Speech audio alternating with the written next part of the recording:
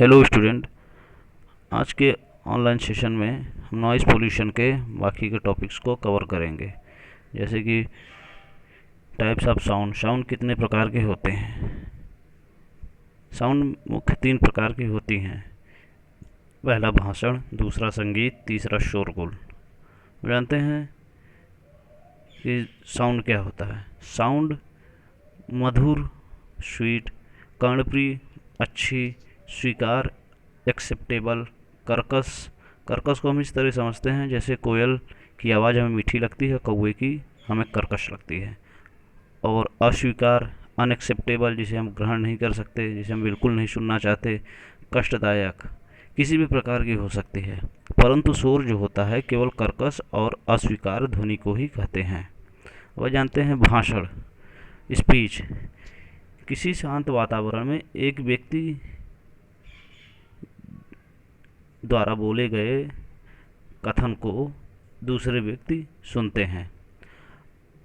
अब वक्ता को ऊंची आवाज़ में बोलना पड़ता है, जिससे उसके नज़दीक बैठने वालों को ये आवाज़ कर्कश लगती है, परंतु दूर बैठने वाले व्यक्ति को यही आवाज़ अच्छी लगती है। दूसरा संगीत। संगीत की ध्वनि वैसे तो मधुर एवं कर्णप्रिय मानी जाती है, क्योंकि हम सभी लोग को म्यूज़िक बहुत अच्छी लगती है, उसकी आवाज़ बहुत अच्छी लगती है। परंतु धीमी आवाज़ में यह ध्वनि प्रायः इंटरेस्टिंग लगती है, परंतु स्टूडेंट्स और बीमार व्यक्ति के लिए धीमा संगीत भी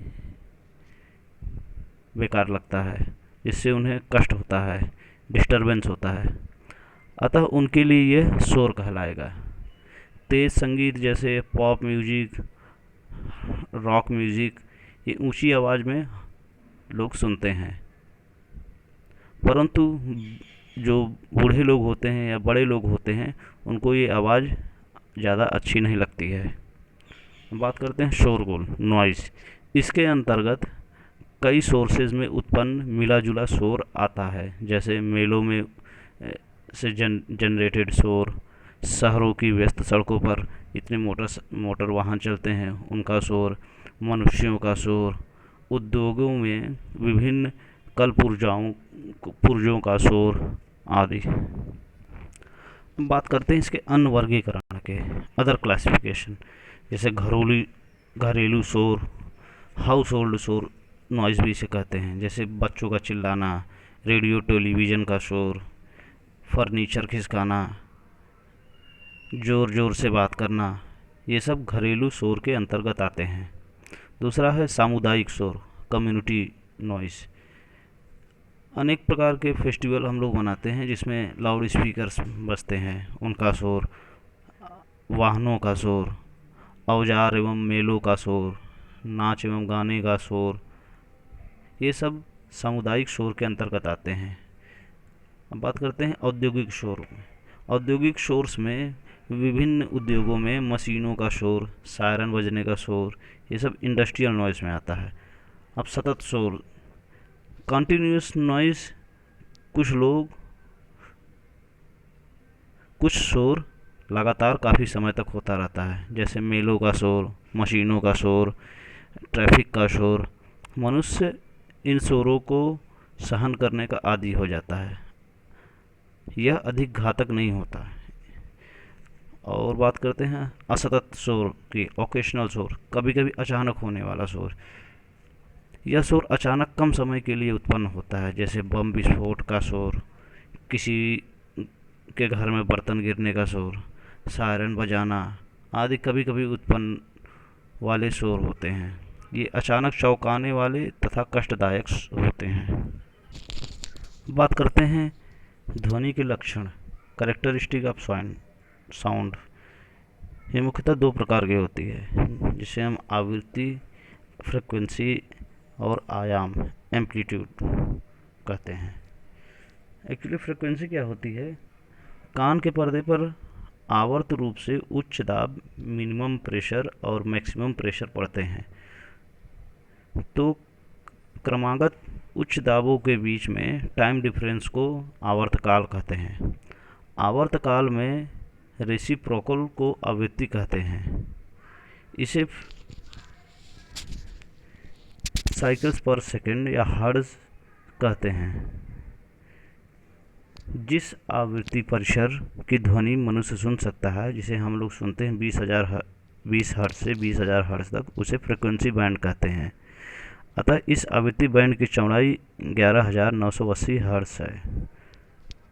आयाम एम्पलीट्यूड किसी ध्वनि तरंग में माध्यम के कणों का किसी एक दिशा में अधिकतम विस्थापन ध्वनि तरंग का आयाम कहलाता है। किसी तरंग की तीव्रता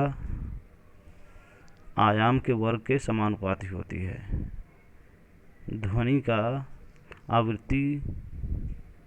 ध्वनि की आवृत्ति का आयाम से कोई संबंध नहीं होता। बात करते हैं ध्वनि की प्रबलता, लाउडनेस ऑफ साउंड। यह बिल्कुल आवश्यक नहीं होता कि किसी साउंड की स्पीड बहुत ज़्यादा तेज़ है तो हमें बहुत तेज़ सुनाई देगी। वास्तव में किसी ध्वनि का तेज़ अथवा धीमा सुनाई देना ध्वनि की फ्रिक्वेंसी के अतिरिक्त हमारे कान की सेंसिटिविटी पर निर्भर करता है।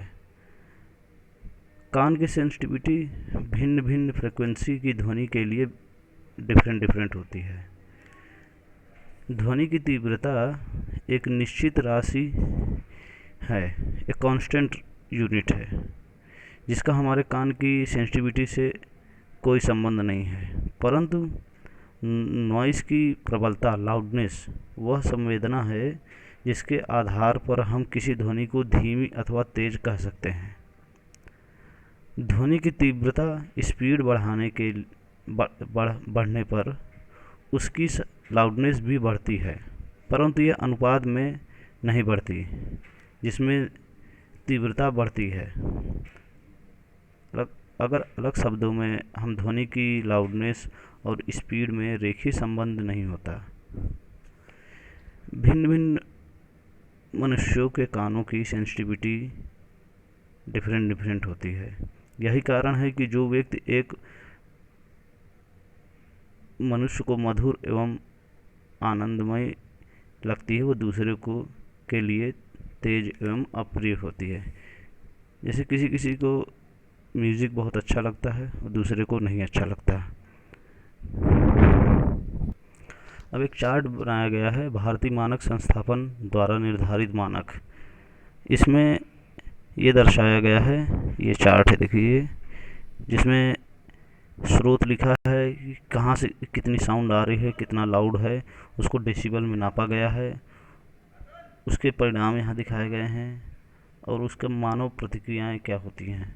जैसे कि हम यहाँ बात करें तोप बंदूक, जो बंदूक की तोप से जो भी साउंड निकलती है 160 डेसिबल तक होती है, वो कष्टप्रद होती है, अच्छी नहीं लगती है और ये पशुओं के लिए घातक होती है। ऐसे करके पूरा एक चार्ट बना हुआ है। ये चार्ट मैं आप लोग को शेयर कर दूंगा, आप लोग इस पर जाइएगा। इस पर जो भी इम्पोर्टेंट चीज़ें हैं, जैसे टीवी रेडियो से कितनी डेसिबल की साउंड निकलती है 70, पावर स्टेशन 15 किलोमीटर दूर हो तो उससे भी कुछ साउंड निकलती जनरेट होती है 50, और जैसे फुसफुसाते हैं उसकी कितनी फ्रिक्वेंसी होती है साउंड की 30। ये बिल्कुल शांत वातावरण प्रकट करती हैं। इसी तरह ये पूरा चार्ट दिया हुआ है, इसको मैं शेयर कर दूंगा और आप लोग इस पर जाइएगा। बाकी के नोट्स भी मैं शेयर कर दूंगा आप लोगों के साथ। आप लोग इस पे जाइएगा और इसको प्रिपेयर करिए और बाकी के टॉपिक में अगली सेशन में मैं कवर करूंगा। ठीक है।